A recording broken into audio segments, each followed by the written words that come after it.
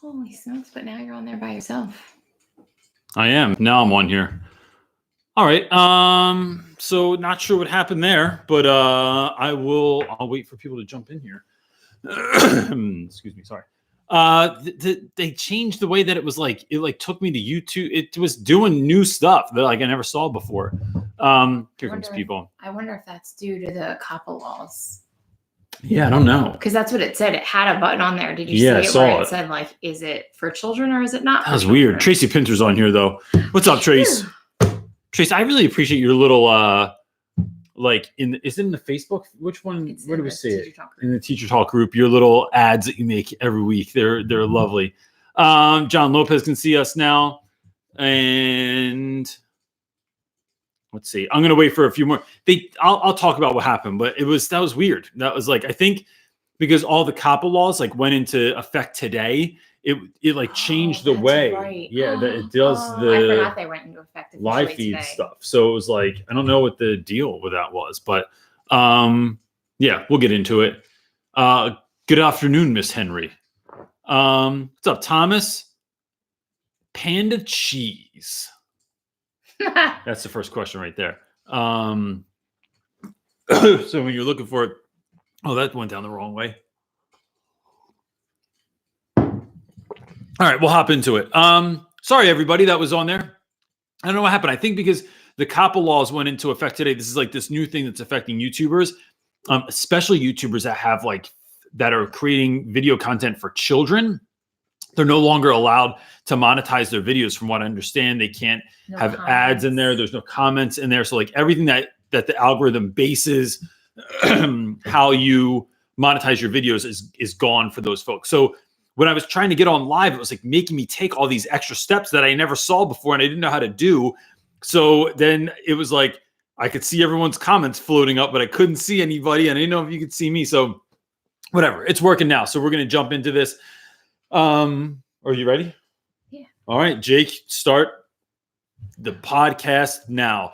My name is CJ Reynolds, and this is Real Rap with Reynolds Teacher Talk, which is real rap. For those of you that are new, is what my students refer to as when you're having real talk with someone. It's no nonsense, no BS kind of conversation with someone. And I'm Reynolds, and I don't rap, but I do enjoy hip hop, but that's a whole nother story. The idea around this is that there are Sunday nights, maybe every Sunday night, maybe some Sunday nights, maybe right before winter break Sunday night, or right coming back from Thanksgiving break, where you are feeling ill-equipped for the week and you're not really sure what to do about it. And so me and this sort of our ragtag team here, I'm more ragtag than most of the other people. Richard Royster is always looking professional, but we're on here to help you out. So it's not just me. You will, if you put a question in, you might get a whole bunch of answers from people that are in the comment section as well. And it is a great group of folks on here. You have found your team to help you through all of this stuff. So here's what we're going to do. I'm going to answer questions. If you put a question in the side, if you would mind putting the letter Q before the question or question, just makes it stand out a little bit more because there's a ton of comments that go flying by. And the not so secret wife over here is working on that. So let's jump into questions and then we'll get into stuff. If this is something you're also interested in, this is a podcast. My homie Jake makes this into a podcast every week. So tomorrow we'll be out at 5 or 6 in the morning or something like that, anywhere that you can get podcasts. And then on Fridays, there's a classic Reynolds where I used to do a show called Teacher Talk Live, something like that. There's too much alliteration in education sometimes. But I would have guests on that were other YouTubers, other people that I really admired in the teaching space that were doing a lot of coughing this evening. It's because you just had coffee with cream. I did. Coffee. With cream. Coughing. Okay. Something. Anyway, let's get in. This just got real dumb. Panda Cheese is asking, what's your favorite part of the school year?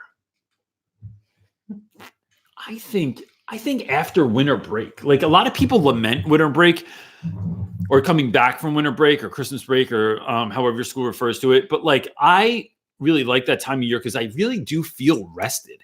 And I feel like I know the students enough and I feel like it's not the end of the year. So everyone's not just waiting for the summer. But that's when you can get some of your best work done. I think the plan is to really consider your classroom during winter break and then get a whole bunch of ideas and be able to just run back into school with those ideas and get started. And I think that's a really fun time of the year when you get a lot of great stuff done. Erica Whitechurch is asking, how was your Thanksgiving? Thanksgiving was actually really great this year.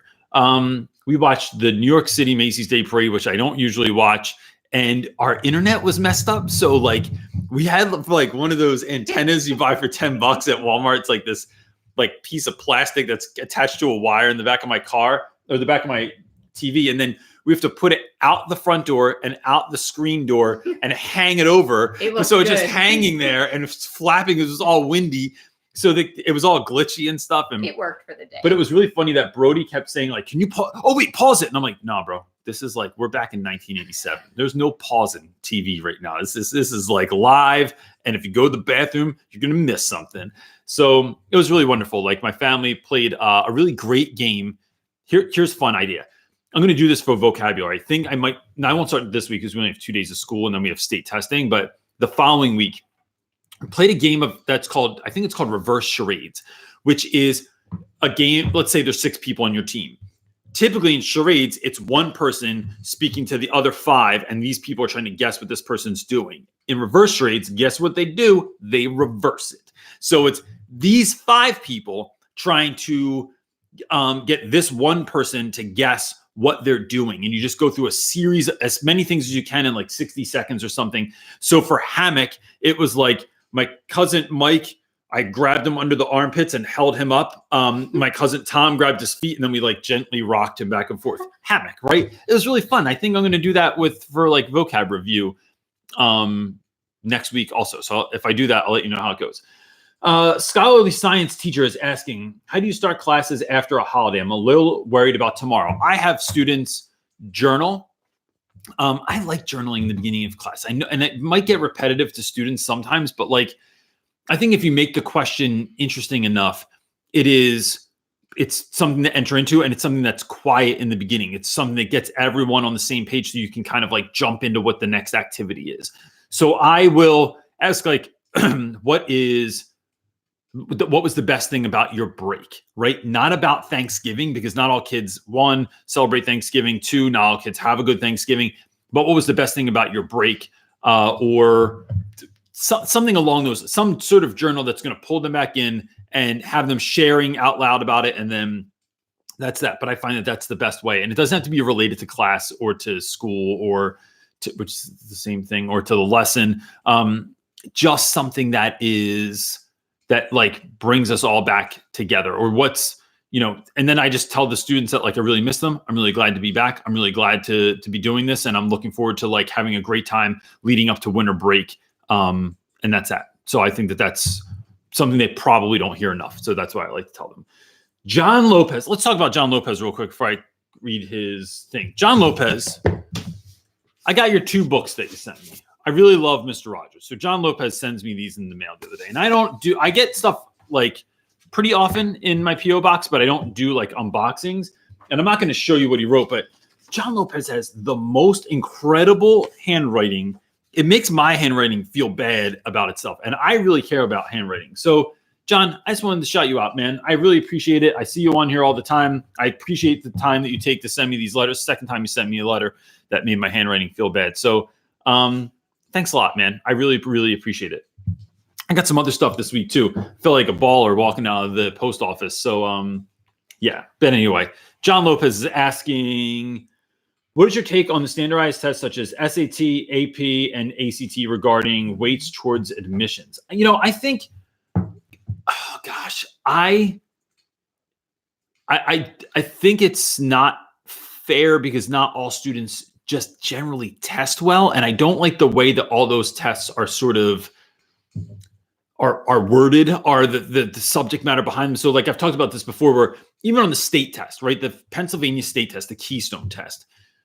A couple of years ago, I was put in charge of reading the biology test to a small group of students that needed it read to them aloud. One of the stories was about manatees.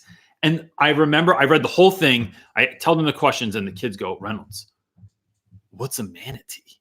And I'm like, bro, it's a manatee. It's a sea cow. They're like, what the hell's a sea cow? And I'm like, It's like, I don't know. Like, that's the only like, I don't know. How do you explain a manatee? It's like a fat dolphin with not a lot of speed behind it. Like, I don't know how to break it down.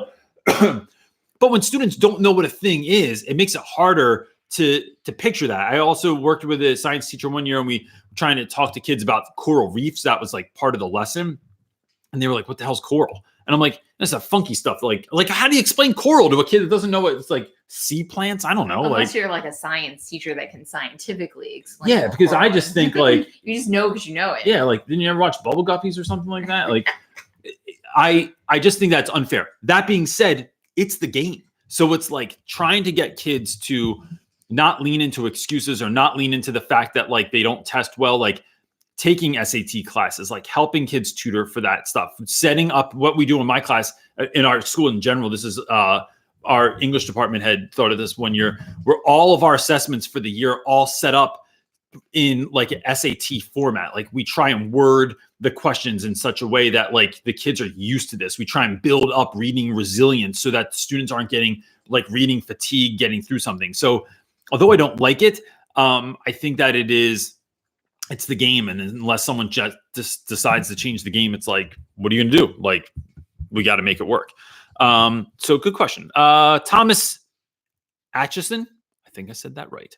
First year teacher here. Question. How do I get my students engaged? Thomas, I think if you sat in on most classes that are in your school, right? And this is not, I'm not trying to diss teachers. I think that like I read a lot online about like what teachers are saying and stuff. And so there's this push behind like teachers just want to show up and teach, right? They don't want to put on the show all the time. But school's boring, man. Like if you go sit in most classes, if you had to be a student and 8 times a day you switched into a new period and sat there and listened to someone talk at you for 40 minutes, 50 minutes, 3 hours, whatever your class is, and then you had to do that multiple times a day, every day of the week or 5 days a week, like that is boring as hell. And so I just see it. And I think it is not about your whole class being this sort of theatrical production, but I think there's something to, can you make the first minute really engaging? Like start small. Like I think it is all about rigging the game so you can win. So can you start with 60 seconds where you are building anticipation, where you're pulling the kids in, where you're getting them engaged in something, where you're talking about something, doing something, acting something out, showing a video, like something that's going to get them excited. And then can you do that for 2 minutes or 5 minutes or 10 minutes? And then try and build it in. Maybe you can only do 1 to 2 minutes in the beginning, but maybe in that lull that's in the middle of your class, that's where we do something. Anything, a friggin' dance party. You have a brief contest in the middle of it. You do something funny. Like, I think that creating those moments in the middle of class to re-engage kids and making no bones about it. Yo, look, I'm feeling the dip right now. We got to do something about this because I can't go on reading like this in class because it makes me really tired as well. I don't want to fall asleep. So what can you do to do that? I think it's what are your students like? And then what wild ideas can you have? So I've talked about this before, but sometimes it's like playing music behind what we're reading. Sometimes it's having a dance party in the middle of class. Sometimes it's just stopping while we're reading something, and the kids will say something in a sentence and I'll go, hey, that reminds me, did you ever have a moment? So this is like in real time annotations of books. What he just said reminded me of a time when I was a kid and this thing happened. Anyone ever have an experience like this? Or like anyone ever have food like that? Or anyone ever feel like that? Or anyone ever have a smell that reminds you of a thing that happened when you're in the 5th grade and every time you smell it, you're magically transported back? Then you're talking about stuff. Then everyone's like, all right. I was just wondering, this next part of the story is really great. Here's what's going to happen. And wait till you see what happens when the reader or when the author gets to this. And now you're creating engagement again in class. And I think it could be little things that are like that, where you don't have to recreate the wheel. You don't have to do a whole room makeover every single day. All those things are pretty cool. It's just those little sprinkles of magic that you put on there. The intervention specialist. Wait, I know this person. Why do we know that?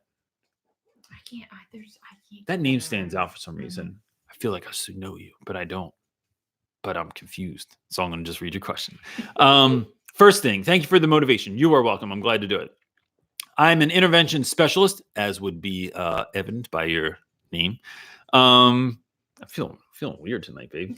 And plan to start a channel. What's your take on starting a teacher channel? So one, I love when people start channels. I just wish, look, and to be honest, like, and I'm not trying to dog anyone, everyone tries to do it the same, right? So like there's so many teacher channels that are like pretty much a carbon copy of one another. So from the intro to how they introduce themselves to what their content is about, I really would love to see, like, who's my homie in France? I don't know that I've seen anything from him in a while. He hasn't been. That one happy, no, not one happy class. Was it one happy class? One happy teacher?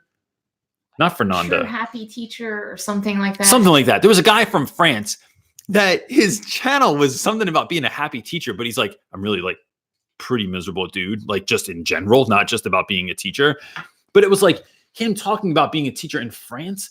And I loved it because it gave you this like picture into like what it would look like to teach in France at this particular type of school. I love to see like a vlog from someone in Finland or on a reservation in the US or teaching in like the back hills of Kentucky, like something that someone takes a unique spin on what they're doing. So that's one. Two, check with your school and make sure that it's okay. There are schools that are now, like, as teacher channels are getting bigger, they view it as you're making money off the kids, right? And you're using the school as your backdrop to make money for you, which is why some channels are not allowed to film in the classroom anymore. They have to do it like, at home or in a different location. So it's making sure that your school's on board with that. And then making sure that you're getting permission from students. If you do show students, like having a permission slip that you send home, tell them what you're doing. And that helps too. But I would really think about I think that your ordinary is somebody else's extraordinary. So what are you doing in your classroom that is a little bit different than everyone else's? Even stuff that you get used to. Like so much stuff that I put out that really hits is stuff that I'm like, oh, I wasn't even like trying on that one. Like there's certain videos I really try and be outside of the box. And then other ones where I'll just share something I thought about and then it like explodes because no one ever thought of that before. And that doesn't make me more special than anyone else. I think all of us, everyone in here is doing something that is remarkable, but you kind of just forget, like, because you've been doing it for 5 or 10 or 20 years. So you forget how awesome it was. So yeah, I think that's a great idea. So keep us posted. Short answer. Don't follow everything that everybody else does. Exactly. Yeah. Try, do your own thing and like find your audience. It'll be awesome. Tina is asking, working with writing skills with 8th and 9th graders, looking for any advice to work with a wide variety of skills. Tina, I would think about, so I think this goes back to engagement. So I would love to see what other folks have to say in here as well. So especially if you're teaching 7th or 8th grade writing, what are you doing in your classroom that is engaging or exciting for you and the students?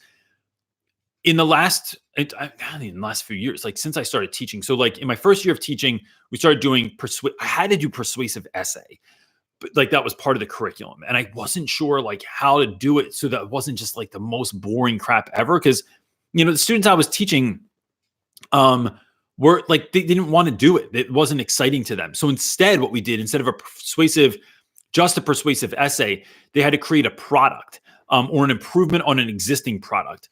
And that product they had to create a commercial for. So they could act it out in the front of the class or they could record it.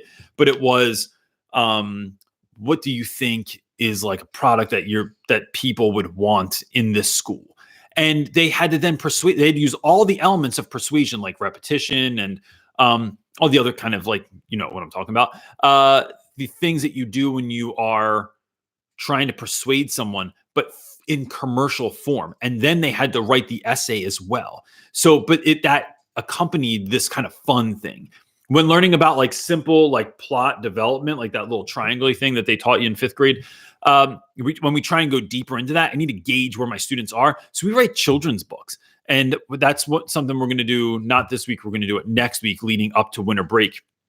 And it's awesome. We use sites like Storybird or Toondo's a little laggy, but like it's still pretty good. Google Slides to make them or something like that, where you are either making a physical book or like a series of slides that you're going to show the class to show that you know and that you can dive into like that basic story arc before we go into the next thing that we're really going to like dive into. So I think it's about trying to think of ways that other folks are doing that same thing, but like without the same old boring way that, that we learned probably when we were in school. So, yeah. And then anything else someone's going to say on here, they're probably right as well, because they are. We did. Oh, sorry. Sticking with 6th, we skipped your question and we apologize. Do you do anything special on Mondays to help the kids jump into the week? My class is always hard to engage and excite on Mondays. I don't, but that's a good idea. Blast some music. So my new thing is playing music. Like I've been playing music a lot in between classes. It just like sets the vibe when kids come into class. Seems like it would be fun, especially like when you paint the picture of just going from class to class and it's the same. Yeah, what's fun? So look, I keep pulling a lot from that Burgess book that I've been reading, Teach Like a Pirate. And I talked about this a little bit, but like I don't read teaching books, but I heard Dave Burgess speak in Ohio, and then I bought his book, and it's really great. And so it has me thinking a lot about something about what he was saying, had me thinking a lot about like when you go to a concert, when you go to a really spirited church, when there's like this call and response, when there's people repeating something again and again and again, when the way people are moving around on the stage or on the pulpit and they are trying to pull you into what they're saying, like they don't need to ask for your attention. I don't know that there's ever been a pastor or a priest or someone sitting at the pulpit that has said, all right, I need everyone's attention. They just launch into it, but they have to do it with music and with feeling and with pulling story and connecting stories into what you're saying. Like, so I think that it's some of that same kind of stuff that I've really been like, I already do in class, but it has me thinking about it even more. So one of the things that I'll do though, to bring attention on a Monday is talk about something that happened that weekend, talk about something that happened with the kids. Cause there's always something, right? Like I sort of view things as a comedian, where I'm always looking for like the funny little thing that happened. So whether it's going and getting a Christmas tree yesterday or setting up the Christmas tree stuff tonight or whatever it is, right? Like, but I'm looking for that hook to just tell them a story. And then as soon as I have them engage, it's like, bam, we just jump right into the lesson. All right, this is what we're working on today. It's going to be awesome. Check it out. I need 5 note cards on your desk, or I need this or this or this. And then you just jump into it and you're teaching like a DJ because you're learning how to jump from one jam to the next, to the next, to the next, and keeping people on the dance floor. Shawnee Rathug. I don't know if I just said your name right. And if I didn't, I apologize, but I struggle with names. My name's CJ Reynolds and I struggle with names. Question. I'm a new teacher struggling with my 9th grade students calling out when they're getting upset and I don't want to acknowledge their answers. Please help. Anything. Shani, I would say, gosh, this first of all, let's just acknowledge that happens, right? And it's not the worst, right? So, I'm not trying to belittle what you're saying, but I just think that it's worth sometimes remembering that 9th graders are 9th graders. And when you become, I'm getting a lot of love over here in the comment section. I'm sure my girls are on it right now.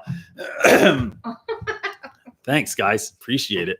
So that's not showing up. No, I don't know who that is, but yeah, I'm sure the girls are on it. Whatever. I'm not interested in that. Okay. I'm interested in what we're going to do when 9th graders aren't paying attention. So I think it's worth the time to just kind of like sit with that for a second and like realize like why this doesn't work.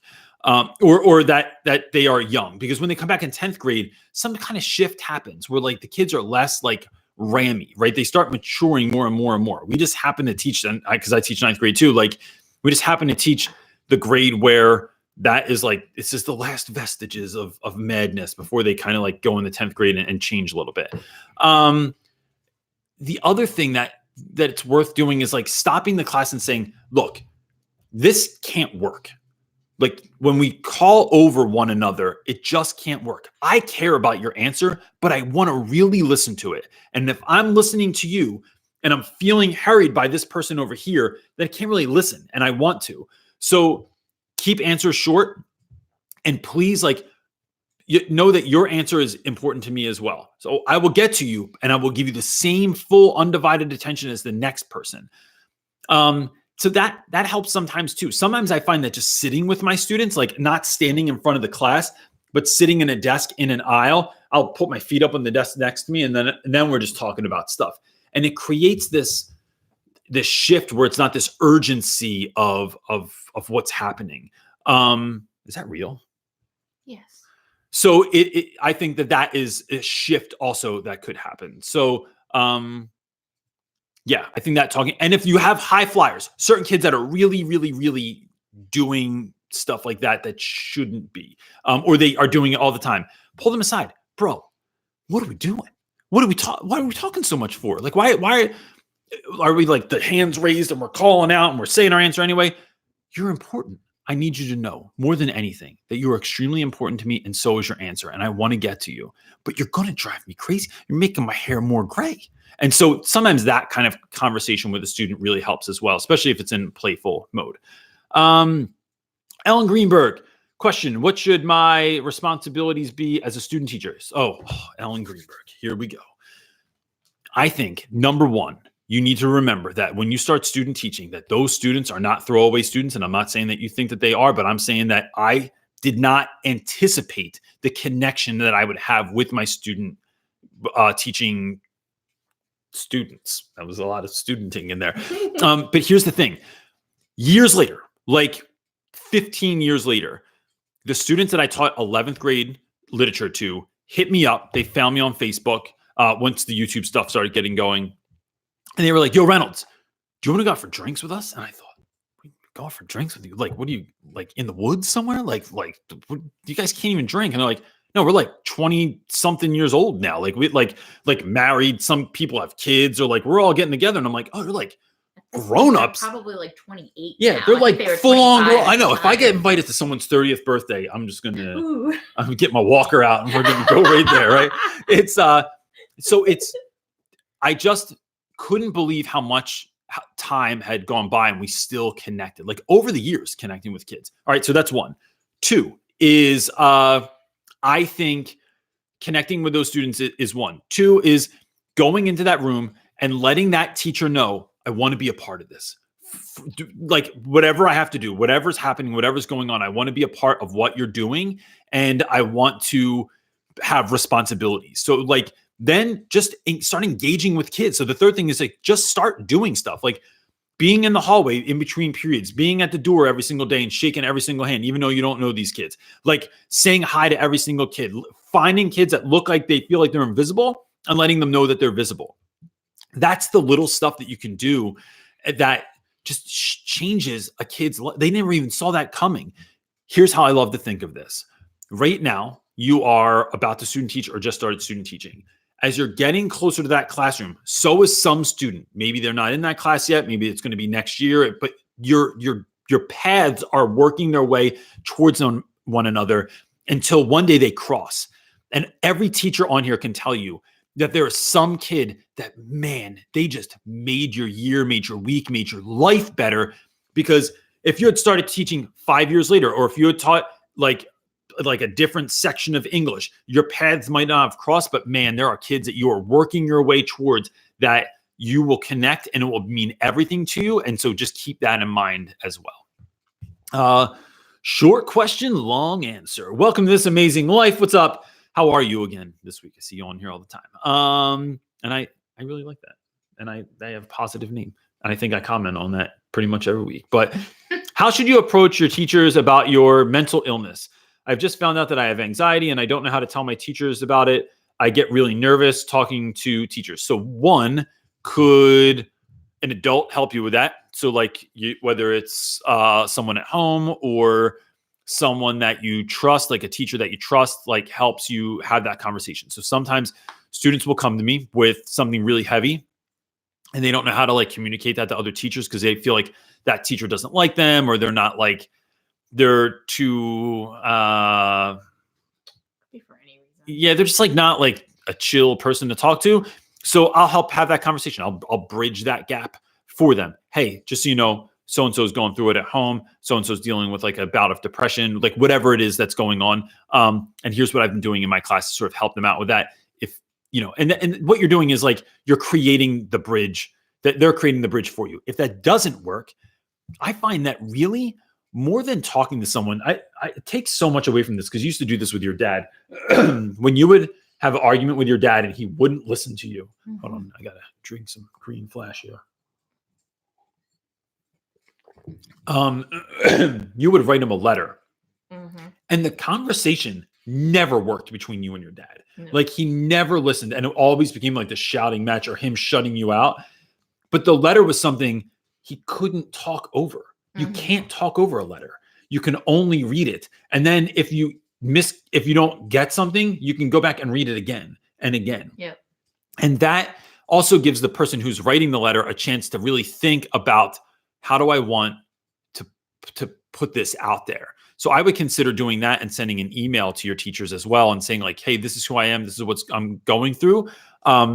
Just so you know, I just wanted to give you the FYI on kind of what the situation was. And I think that one of those two ways is the best way to kind of handle that. Christina Belt is asking tips on training, and I hate, why did I just do that? Tips on training freshmen to be good high schoolers. I feel like they often come in the high school unequipped for behavioral and academic expectations of high school. Had a question the other day. My question to my students was, what would school look like if it didn't completely suck? And so, but you could also say if school was actually enjoyable. One of my students said, you know, this is West Philly, boys, all boys in West Philly, right? Not the audience that I thought was watching this movie, but this kid goes, I came to school on the first day and like, I always thought it was going to be like High School Musical, and then it wasn't. And I just thought that was both heartbreaking and adorable at the same time. That I have to like go watch High School Musical now. I've never seen it before because when it came out, I was like, it would have been weird if I was watching it. But I don't know, like Zac Efron like set the bar like at a certain place, and like this kid thought it was going to be like that. I think freshman year is all about survival. I think freshman year is about learning from your mistakes and letting students make mistakes. That's part of the reason I don't make extra credit for like, if you're failing and you want to boost your grade up. I don't do makeup work because I don't want kids to get into that pattern, right? It's not out of meanness. It's not me trying to like putting my foot down, put my flag in the sand or in the dirt or wherever the hell you put flags in the pole. But I am trying to just set the tone for the year, and then talking to students about why you don't do that, about why you don't take late work, about why whatever. And so I think there is building in a bit of redemption, right? So like if students don't do well on tests, they can retake a test. So all my assessments are on Fridays. You can always retake a test on Monday. But if you forget about it, then you missed your opportunity. But if you come to me and say, hey, I have a doctor's appointment, there's basketball tryouts, I want to do this thing after school, can I take it tomorrow? Rad. Come in tomorrow, take it then, and we're good. But it is about, I think, not just letting students fail or not just letting students learn the hard way. It's having the hard conversations with them that comes along with that. And then being mindful about when do you want to like use redemption in the classroom, because I think that it's a really important thing for students to learn things like grace and empathy and sympathy and those sorts of things as well. But that's kind of where I'm going with that one. Mahogany is asking, wow, is that your real name? That's a fantastic name. Isn't it? Mm-hmm. Any recommendations for classroom management? I'm a pre-service teacher. I would say, to me, classroom management has one to do with consistency. You cannot say there's no talking when I'm talking in class and then talk when kids are talking. It just shows that you're weak. You can't. Now look, and there's space for that, right? Like being mindful of what's happening in the classroom. But if someone's full on having a conversation turned around while you're talking, it's like, nah, bro, I'm not going to do it. So I do things like count down from 5 or 4 to get kids' attention. It's that repetitive, like when they hear me, 4, 3, 2, it's me honoring you. You can finish your conversation real quick and say something like, yo, I'll catch up with you later. Or like, all right, let me get into this and then we'll talk about that later. So I'm honoring you, but I'm also letting you know that like I need to get started. I think the other thing is not being afraid. They're just kids, right? No matter where you teach, I don't care how scary your classroom is. I don't care how wild your 6th graders are. At the end of the day, they're just students. And so when you are dealing with something like that, I think there's always kind of a way to figure it out. So I think so that's the other thing. But how do you get there? How do you get kids? How do you find out that they're just kids? It's by building relationships. It is by slowly but surely speaking with students, talking with kids about what's going on, having conversations with them about what they're interested in, eating lunch with your kids, seeing them in the hallway every day and asking about their hoodie, their hat, their new jacket. Like, yo, I really like that jacket that you have on there. Or I tease kids a lot. So this year I have this kid that keeps wearing an orange jacket to school. It told me it looks like a parking cone. But that's our relationship. Like then he'll say something back to me and we kind of like jokingly talk about stuff and then he leaves and that's it. But it is, I think building relationships is 1 about being visible to students, 2 about being real, talking about yourself, letting them talk about themselves, and 3, letting students drive the conversation. So if they want to talk about Fortnite, if they want to talk about Marvel, if they want to talk about the new Star Wars movie that's coming out, it is going into their world, learning about that, and then coming back and being like, yo, so I tried Fortnite, but I don't get how I'm supposed to do this. Now kids are experts. Now you are the novice and they need to teach you, and that changes everything. And then before you know it, it's like, yo, we love this teacher. I was trying to think of your last name, but all I could think of was your first name. We love Miss Mahogany because she does this, or did you know that she like watched this show because of us, or like whatever it is, that's the way in. And that's how you're going to win students over. You gave me the same question again. Is there another one? Oh, sorry. I'll wait. I will wait. Yeah. Real quick, if anyone on here is this, I love sending, when people send me stuff in the mail, I was saying how like John Lopez sent me a bunch of books this week about Mr. Rogers. I got this book and it didn't have a name or anything attached to it. And I really like sending cards or thank you, or at least an email back to somebody, but I didn't get anything on that one this week. So, and I don't know anything about this book. Maybe someone talked about it before, but yeah. So if that's you, hit me up. Let me know. I'd love to thank you for that. All right. John Bordash.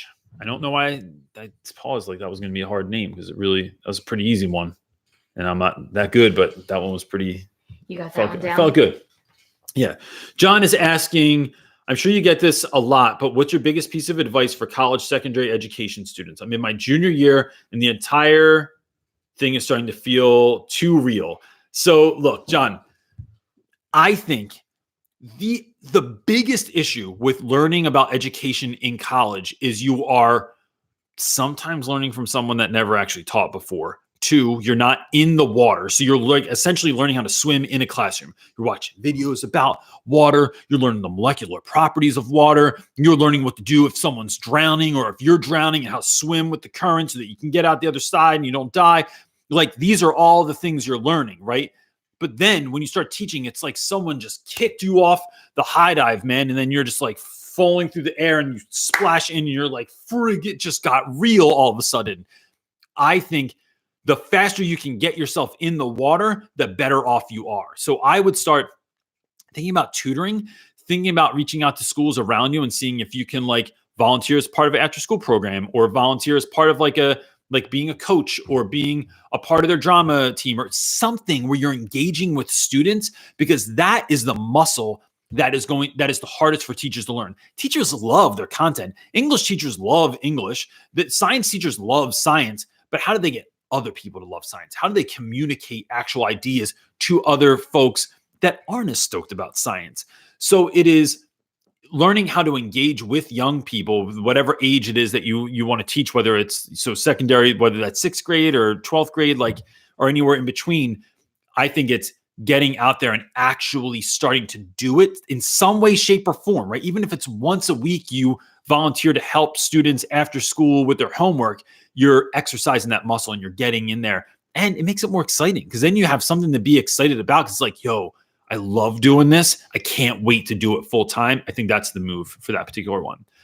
Best of luck, man. I hope everything works out for you too.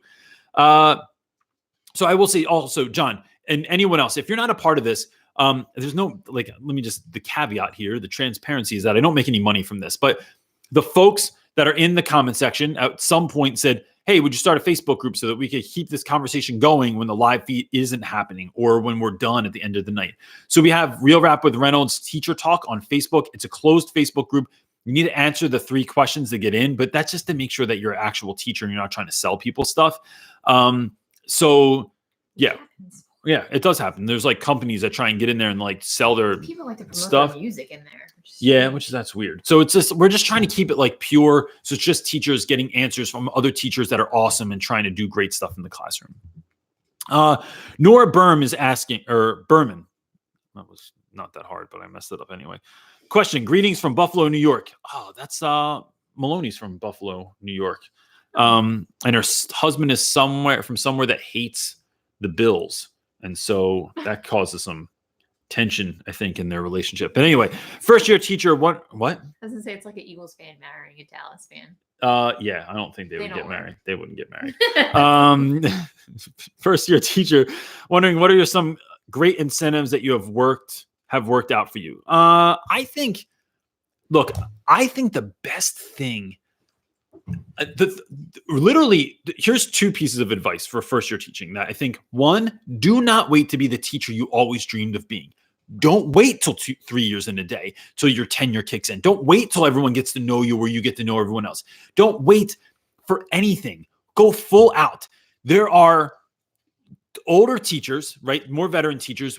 They can, I think sometimes veteran teachers forget how excited you are when you start and they go, listen, don't burn yourself out. You got to take care of yourself. And that's true, right? Because like my friend Alicia says, that if there's no gas in the car, nobody's going anywhere. But I think once you gas the car up, I think put your pedal to the metal and go for it. I think it's fun to do it like that. Like work too late, go in too early, do too much. And you can balance that out, right? I'm not saying like burn yourself out and then like in the end of the year, you're just like, I'll never do this again.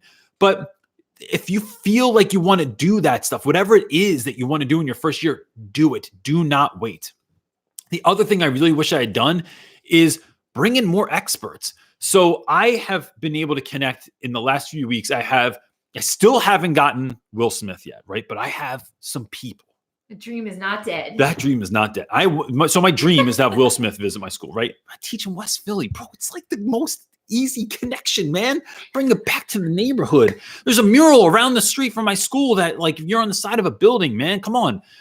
So I haven't been able to pull that off yet, but I have some people working on it. But what I did figure out, I got Will Smith's best friend to come speak at my school. I just got a DM from him the other day. He's going to come in and do it. And if you've ever watched The Fresh Prince of Bel-Air, when Will's getting beat up on the basketball court, the guy, that bully that puts him on his shoulders and spins around, in real life, that's Will Smith's best friend. So I found that dude on Instagram and I DM'd him and I was like, bro, here's what I do and this is what I'm about and this is what my kids are. Would you ever come in? And he was like, that sounds amazing. Of course I would come in. I was like, yes.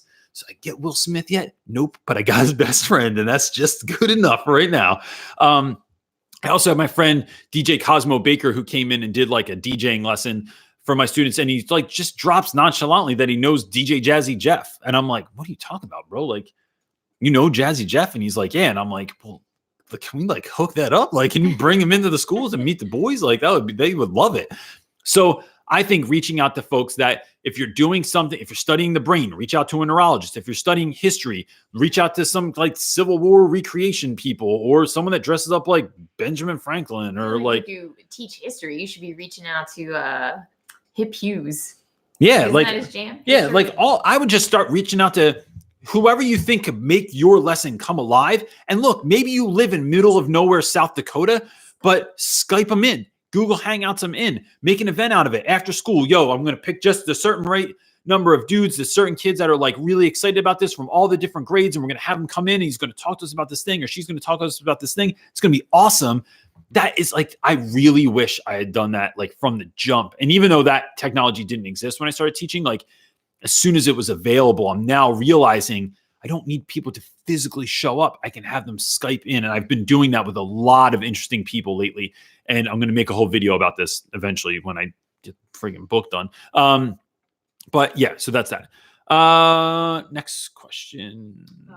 Your book is, at least you got the edits done. Yeah. Oh, so the book, I got the edits done. There was a ton. I am waiting. There's like 2 little things they have to fix on the cover, and then I'm going to release the cover. I'm going to put it up on Instagram so that everyone can see the actual cover of the book and what it's going to look like. But for those of you that don't know, I wrote a book. It's getting published by Dave Burgess's Consulting. It's called Teach Your Class Off, the Real Rap Guide to Teaching. And I'm so excited about it. So I just finished the edits the other day. So I sent it to them. They said, change all this stuff, fix all this stuff. They sent it back to me. I did all that crap. I made the appendix. So like all the things I want you to be able to link to at the end of it, or like be able to Google search or whatever. Awesome. I'm so excited about it. It should be out in March. Elena Morris is asking, any recommendations? Wait, I already read that one, didn't I? For classroom management. All right, let's do more class. So I just answered this, but I will answer it again. I think classroom management, making your lessons, I think engaging lessons help with classroom management. They do not by any means solve all classroom management issues, because if you could be putting on the show of your life in front of a bunch of kids that don't really care. I think the other thing, the way to hook them in is to teach through a lens that kids actually care about. So when I teach Shakespeare through the lens of hip hop, right? When I talk about Shakespeare is Romeo, Romeo, wherefore art thou, Romeo, deny thy father and refuse thy name. And the students are always like, why they got to talk like that? Why don't they just say like 2 households, both alike in dignity, in fair Verona, where we set our scene, from ancient grudge break to new mutiny, where civil blood makes civil hands unclean. Reynolds, why do they talk like that? They talk like that for the same reason that Snoop says, when the pigs try and get you, park like it's hot. Or I forget. I'm going to mess up the lyrics. Well, when Snoop talks like that, it is fun, right? When slang is spoken, it is because it's fun. So when you think of whether it's Kendrick Lamar or Snoop or Dre or Run DMC, like it is coded language. It is a language that people like us say things like this. People like us do things like this. And so just the same way that graffiti is written in a way that it's not just spelled out for you. Sometimes it's coded language. You have to look at it and figure out, do you know how to read that message?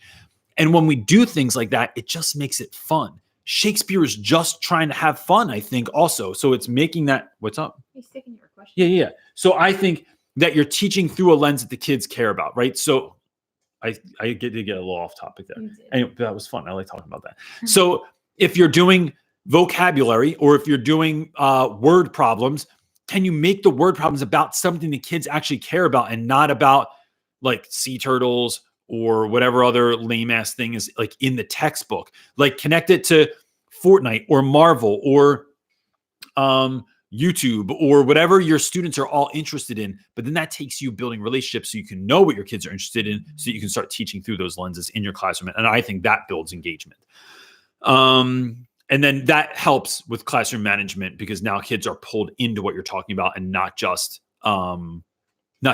like you're trying to coerce them into being a part of the class. What do you got? Oh, I'm sorry. You didn't give me another one there. There you go. It's the next one down. That's my southern accent.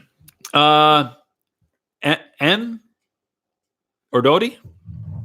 I don't know if I said that right. There's a really good chance that I didn't. And if I didn't, I apologize. In my last week of teacher assisting, oh, nice. That's awesome. I'm excited to do student teach, but I'm nervous for graduation and the job hunt that follows. Best tips for finding a job, any job, as a first-year teacher. I think one, I think that too many new teachers treat the job search like it's speed dating. Like you're going to jump from one person to the next person, next person. There has to be some sort of like, when you show up for a job, don't act like you're on your 5th job interview of the day or that you have 4 more after this. Act like this is the only one. This is the one that matters. and then look into that school. So if you're teaching at a school that has a cool robotics team, they won the lacrosse championship last year, know that stuff and go in and say, hey, really great. Thanks for having me. Like I saw, I just read that you guys like won the football game on Sunday, or your robotics team is like really crushing it this year. Like really great work. What that's saying is you're interested in us. That's what the school's hearing, that you took the time to learn about us. You are also interviewing schools. They're not just interviewing you. So look for things that you want to know about them and then seek those answers out. And then also the answers that you don't get, like things like, how do you all support like first year teachers at your school? I'm interested. Do you have a curriculum that's already ready? Would I have like whatever it is that you're interested in knowing, make sure you come prepared with those questions as well. I think first year is all about who you know too. Like, I think there's a large reason that I got the job that I have now is because I knew people that worked at the school. And I didn't know that going in necessarily, but I walked in and I had a friend that told me about the job who worked there. But then I met like 3 other people that worked at my school that I'm at now in West Philly. That I was like, I didn't know you even worked here. So they like all went to the principal and like told him like, hey, I think you should hire this guy. And that's, I think, part of the reason that I got the job. So thinking about that as well, like, is there anyone that you know? Is there anyone you can get to know? Can you start like subbing at that school? Can you start working as part of after school program at that school so that you're in that world and not just showing up asking for a job, but you're trying to like get involved in something that they're doing also is a good move. This one applies. SB is saying the advice he's giving just helped me get a job. I took time to learn about them and interviewed them too. Awesome. Love hearing it. Congratulations. First job. Woo-hoo. Or I don't know. You didn't say it was your first job, but that's awesome. It's such a relief. Like when you first get that job and then, man, when you first get that paycheck, you're just like, this is it. It's legit. Especially when you student teach. Might cry. Well, you student teach for free, right? That's true. And then you get a paycheck and you're like, damn, like actually making money doing this is awesome. Helena Lee is asking, good evening, Reynolds. Good evening, Helena. I want to know what you think about running a flipped classroom. I'm contemplating on incorporating class kick in 2 of the school days. I think it's a great idea if your students are going to do it. Not all of my students have technology to be able to do that. So like when I'm thinking of flipped classroom, I'm thinking of how I, as a teacher, would make videos that students would watch the lesson at home and then they would do the work in class.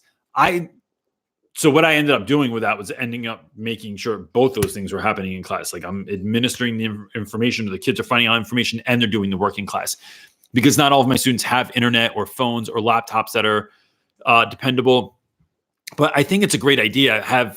This guy I used to work with, Wascom, did it and had a lot of success with it. And it was just different enough that the kids really liked it. So here's what I would say is anyone in here, has anyone done flipped classroom and have you had success with it? And what are like the 1 or 2 things that you really wish you'd known on the front end that would help them out when they're getting started in this? And then there you go. Now watch all these answers come up and it's going to be awesome. 2-parter. All right. Mm-hmm. So Sherry Herr is asking question. Hello. I pulled my 4th grade granddaughter out of public school. She has a mental illness. She was locked in a closet and she was told that she will never graduate. How do you get her excited about school again? Cherry. I don't know what I'm saying, Sherry. Cherry, first of all, wait, what? She was locked in a closet at school and told that? Like, don't even tell me that. Don't even say that that's not possible. Do you know the crazy crap I've heard? No, I'm just private like special ed Facebook groups that schools do to kids. I'm it's sure. Awful. Look, so Cherry, here's what I would say. We just had a conversation about this the other day. I think kids innately love learning, right? When they're little, they're always experimenting with stuff. They always have 9,000 questions. But then we send them to school and it becomes unfun, right? It's like if you had a test on a movie, the movie would not be as enjoyable, right? If you were getting graded on making out with someone, it's immediately less fun because it's like you're nervous. I don't know how this is going to go. Oh my gosh, what if I don't kiss right? What if my hand's all sweaty when I hold her hand? Like, it's going to be weird. And am I equating school to making out? Of course I am. But this is why. When you make things just about learning, just about growing, about getting better, I think it's easier. So you could do a million things. Sit with your granddaughter and say, what do you want to know about? Like, what was your favorite subject in school that you really loved, right? And if it's history, so one of my things with my wife that we just talked about is our local library. I'm pointing over here, like, you know where my local library is because it's right over there. So my local library I said, find out something the kids are interested in. Then go get a book on that thing. And so we're reading. Then write down some questions or something about like what interests you about that or what you're wondering about that particular thing. Then we have free passes to all kinds of museums and art exhibits and historical sites at our local library that are completely free. So you can go see like the Battleship New Jersey or go to the aquarium or the zoo or some kind of art museum like for free. So you are finding the thing that they're interested in, and then you're finding all these things that are free at the local library to back that up. And then had them do research on it, have them do a presentation on it. So my daughter, right? This is how awesome this goes. My daughter wants a bird. There's no chance I'm getting a bird, but she wants a bird. So I'm waiting for her to like fly down the steps right now and be like, I heard you talking about my bird. She taught herself how to do Google Slides, how to input pictures, how to put the information on there to convince my wife and I. She researched all the facts.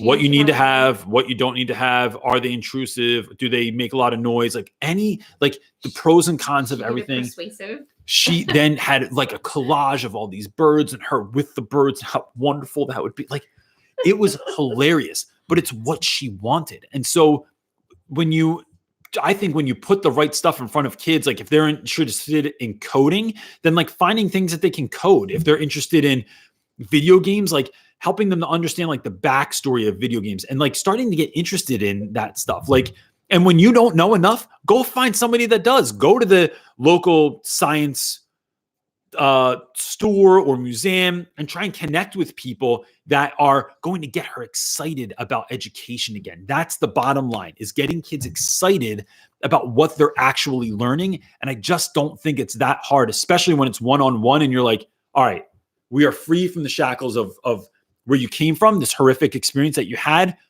What do we do now? Right? Like, let's learn about anything. And then that's where I think it gets fun in there. So I would think about how are you going to make this fun? How are you going to get them excited about it again? And then kind of take it from there.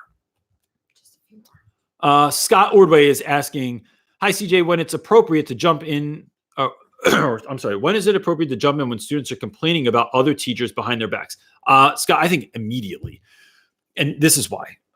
Excuse me for a moment. It is a slippery slope that kids go down and they feel like it's okay to talk about certain teachers. And the reason I tell kids they can't do that is I say, look, I just have a problem with anyone just talking crap behind someone's back. If you have a valid argument, if you say, Mr. Reynolds, Mr. and Mrs. So-and-so does this every day and I really hate it, or they won't let me do this, or I think they have it out to get me, that's actually looking for advice. But if you're just a bunch of kids talking about people, I go, nope, here's why you're not allowed to do this. I'm going to let you in on a secret. Teachers do the same thing.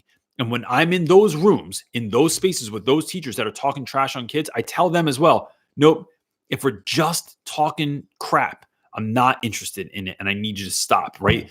And I think that when you tell students that, it's like, nope, I'm doing this for you also. Like, you need to know that I'm doing the same thing when this is happening about, and people are talking about you. I need you to just keep it together. And you can have those points of view. You can walk home, you can be on the bus, you can talk crap all you want, right? I don't subscribe to that because I don't think it's healthy. And I don't think it's not a healthy way to deal with what you're feeling, because you're not trying to do something with it. You're just trying to like hurt someone or like have a laugh at someone else's expense. And I just don't get down that way. Like, so I don't know, do that in math class or something like that. So that's what I would do with that. Amir is I think I messed it up. Amir Williams, who's a student of mine. Amir's a senior this year, and Amir wants to be a teacher, and he's gone all over the world with me. He went to not Costa Rica. He went to Belize with me. He went to VaynerMedia with me. He's a great dude. Reynolds, he's saying, Reynolds, I finally applied to college. I applied to some colleges, middle grades ed, and some secondary. Oh, okay. And that's what you applied for. And some secondary ed. Why did you choose to pursue secondary education? That's a great question. So I felt like I had loving, caring teachers from kindergarten, skip third grade because she was mean, up to even 8th grade. And then in 9th grade, it shifted. And I never had a teacher that I really, really loved, or like, I didn't have like that teacher that most teachers had that go into teaching because they say, oh, I had this teacher and they inspired me to become a teacher. I didn't. I watched movies and that inspired me to become a teacher partially. But I think 9th grade especially is a time when we are becoming really who we're going to become. So like that is when kids start wrestling with issues of identity, of who am I apart from my parents, apart from my family, who am I in my own world? Like what kind of music do I want to listen to? What kind of movies do I really like? What kind of people do I hang out with? Where do I want to be when I grow up? That is a place that I think is fascinating. And I think I'm qualified to speak with students when they're in that world, because I like to, right? Because it's something I enjoy. It's something that I remember quite well being in the mix of like, who am I going to become and what am I going to believe in? And am I just going to like take everything that my parents said and like recycle it into my own life? And like, I wasn't interested in that. And so that's why I picked 9th grade specifically, to be able to do that. And also 9th grade, if a kid can't read in 9th grade, or if the kid can't write correctly in 9th grade, there's 4 years. So I don't see it as like 9th grade is the be all end all. I think it keeps moving on from then, and I can get to build that relationship and help students with stuff for the next 4 years and beyond. And so, yeah. And no one keeps up with their 5th grade teacher, but I feel like people keep up with their 9th grade teacher, at least in my experience. Maybe if I taught 5th grade, I'd be like, remember me when you were 11? Let's play like, no, that's weird. Sam is asking, ever felt like quitting, bro? I won't say monthly, but at least yearly I go, what the hell did I do? This was like, we chose this life. Slowly but surely reaching that point after approximately 13 years of teaching, and I'm thinking of leaving. So I would say this, Sam. One is it time to leave, right? Like, I just think that like we are not I don't know how old you are, but like, I'm not my parents. I don't have to have a job that I keep for 40 years, right? Like there's other things out there. I can reinvent myself in 1,000 different ways. So is it time to move on to something else? Maybe. And then maybe you want to go back to teaching one day and you can do that. Like that's the world in which we live. But I would think, am I doing all the things that it takes to be healthy as a human being anyway? So am I eating right? Am I exercising enough? Am I laughing enough with people? Am I engaged in other things outside of school that fill me up? Because if you're going to jump out of the life if you're going to get out of the classroom, like I think that I'll tell you what, in my 30s, my 30s were, with the exception of when my mother died when I was 22, were the darkest time of my life. I was severely depressed. It was like all the darkness from my life caught up with me in my 30s. And I had this really hard time. But I worked through it. Like I saw a spiritual director and I got counseling and I did all these things where I was like trying to figure out ways to cope, ways to stay adrift and not just like sink into the bottom of the ocean, but like, even if it was some small ass little piece of driftwood, like hold on to it so that I would just keep going. And I'm telling you, something about 40, man, it is like, I learned it. Like I learned how to do stuff and I can go back to that place, but I know how to get out of it. I know how to even get in front of it so that it doesn't happen all the time. Right. So like, I know every year of my birthday, some reason it's just like my birthday, it's sad. Like, I don't know what it is. This year, I just made sure that I was on the front end of that. And I had the best birthday that I've had in years because I learned that like, I need to exercise every day. I need to make sure that I'm praying and meditating every single day. I need to make sure that I'm spending time with my wife and with my kids. I need to make sure that I'm going out laughing with friends. Those are the things I need to make sure that I'm doing. And then that directly impacts my classroom. So if you're thinking of leaving, that would be my recommendation, is to make sure that you're doing that, because even if you leave the classroom, that stuff catches up with you anyway, anywhere that you are. So it's like making sure that you're a happy, healthy human being, no matter what you're doing, is what I would suggest. What do you got? That's There's it. tons more. There's tons more questions, but we're at an hour and I got to feed my children dinner. Otherwise, they might call DIFUS on. I don't think they would call DIFUS, because then they wouldn't get Christmas gifts. Because guess what? That's the rule in our house. Call the police. That's not funny. That was really it was funny in my head, but I didn't realize. You ended so good. I just ruined it. You just botched your whole ending. I did. Oh well. How can we make it better? How about we put you on? No. All right. God.